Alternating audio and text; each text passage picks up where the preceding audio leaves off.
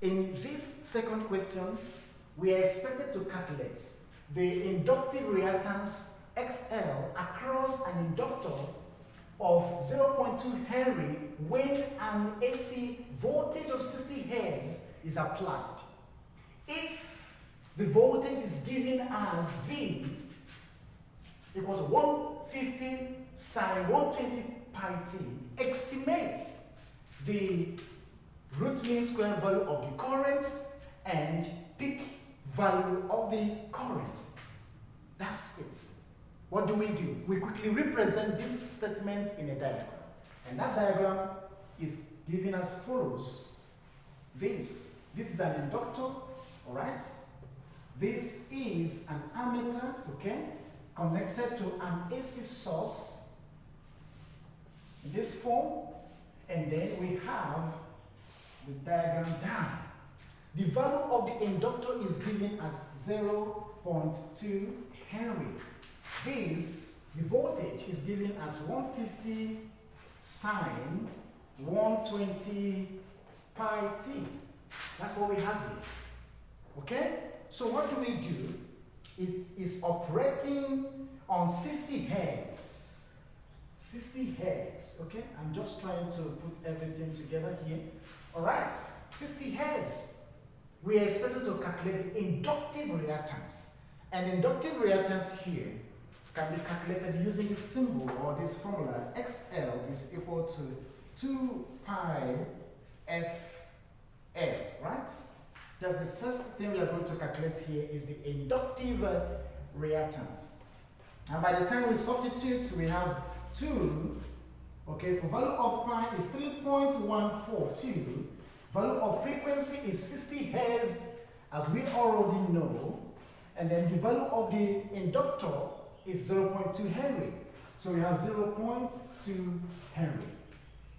By the time we evaluate, by the time we multiply things out, we have that the inductive reactance XL, this is XL, is given as 75.4 ohms. Solved.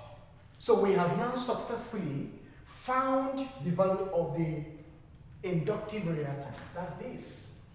The next thing we need to find is the root mean value of the voltage. Root mean value of the voltage, that is V, R, and X, is going to be what? V naught all over root 2. Good. Because we know V naught. V naught is the peak value of the voltage and is this. Alright? Is this. So what do? We substitute accordingly. VRMS is equal to 150, the peak value voltage, all over root 2. Okay? And that we give, therefore, if we simplify things accordingly, we have the VRMS voltage is equal to 105. 105 volts. That's the value. Okay? That is it. And this is very clear. What do we do next? What we need to do next is to find the value of the root mean square current. And root mean square current, IRMS, is given as V RMX all over XL. Yes. This is very, very interesting. So that is it. So what do? We substitute accordingly. By the time we substitute, we have RMS is equal to 105 all over 75.4. Good? So look at it. Look at it very well. So what do we have? Therefore, IRMS is equal to, that will give us 1.39 amps. 1.39 amps. Okay? That's the answer. We have found the value of the root mean square current. What about the value of the peak current, I naught? We must find the value of the peak current, I naught. And the I naught is very simple.